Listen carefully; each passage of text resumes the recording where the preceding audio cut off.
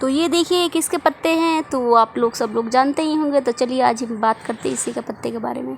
Hello दोस्तों, तो आपको हमारे चैनल में स्वागत है। तो आज मैं कुछ खास टिप्स लेके आई हूँ जो कि है अरबी के पत्तों के बारे में।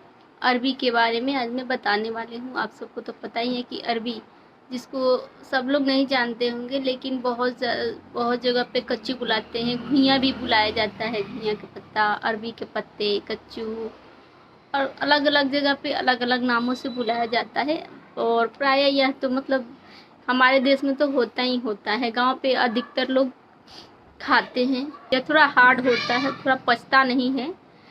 तो इसका हम लोग क्या करते हैं कि जब भी इसकी सब्जी वगैरह बनाया जाता है तो उसमें अजवाइन और हींग वगैरह डाल करके बनता है, जिससे कि ये सही से पच जाता है। ये जल्दी पचता नहीं है। हर किसी को ये दर्द हो। अरबी जो होता है एक तरह का वादी पदार्थ बोलते हैं इसको, ठीक है। तो इसीलिए इसकी जब सब्जी या कुछ बनता है ना, तो उसमें अजवाइन या हींग का उपयोग किया जाता है। अरबी का चूर्ण खाने से या अरबी की सब्जी या तरकारी खाने से इंसान मतलब ये मोटापा बढ़ाता है। ये खांसी, जिसको अगर खांसी हुई हो तो खांसी में यह लाभ पहुंचाता है। मेरे कहने का मतलब ये खांसी को और मतलब बढ़ावा दे देता है, ठीक है।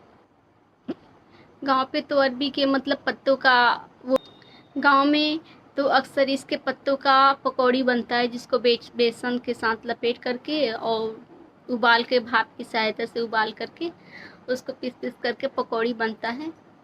यहाँ शहर में भी लोग बनाते हैं, बहुत ही अच्छा लगता है खाने में। लेकिन उसके जो है सब लोग इसको पचा भी नहीं पाते हैं। ये बहुत हार्ड होता है। इसको पचाने के लिए इसको अजवाइन का भी सहारा ले। अजवाइन, दालचीनी, लौंग वगैरह इसके प्रतिनिधित्व के रूप में काम करते हैं। तो अगर किसी को खांसी हुई हो तो उसको अरबी अरबी के सब्जी या उसके पकौड़ी वगैरह खाने से मना किया जाता है। तो चलिए ये हो गई सब्जी, तरकारी, पकौड़ी की बातें। तो इसके अलावा भी अरबी के पत्ते का और इसके डंठल का, इसके फल का बहुत ही उपयोग होता है।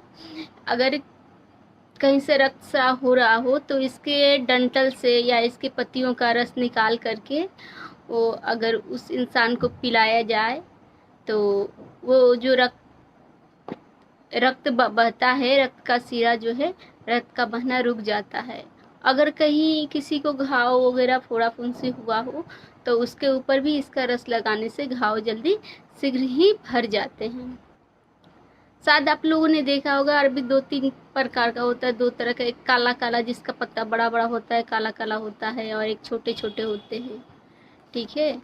तो उसका जो काला अरबी होता है, तो काले अरबी के पत्तों को रस निकालकर जहाँ पे गांठ हुआ रहता है, दर्द या चोट का, तो उसके ऊपर लेपन करने से क्या होता है कि वो उसका दर्द मतलब गांठ बिखर जाता है, वो मतलब सही हो जाता है। वहाँ पे गांठ जो खून ब्लड जम जाता है तो वो सही हो जाता है।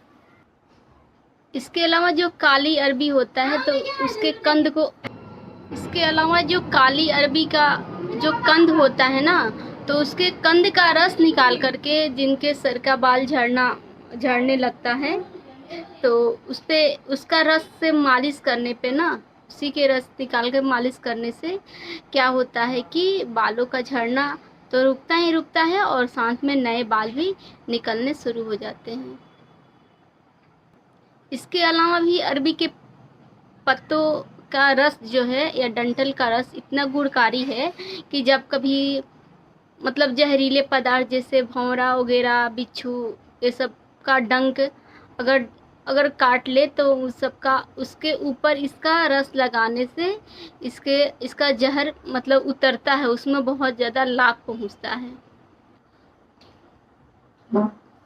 इसके अलावा कहा गया है कि काली अरबी के रस पिलाने से ना जो खूनी बवासीर होता है उसमें भी बहुत ज़्यादा लाभ मिलता है। तो ये थी आज की छोटी छोटी जानकारी। तो आपको हमारी ये जानकारी कैसी लगी? अगर अच्छी लगी हो तो लाइक कीजिए, शेयर कीजिए, और जो लोग मेरे चैनल पे नए हो लोग मेरे चैनल को सब्सक्राइब कर लेंगे। तो हंसते रहिए, मुस्कुराते रहिए, खुश रहिए अपने फैमिली और दोस्तों के साथ। ये वीडियो में समाप्त होता है।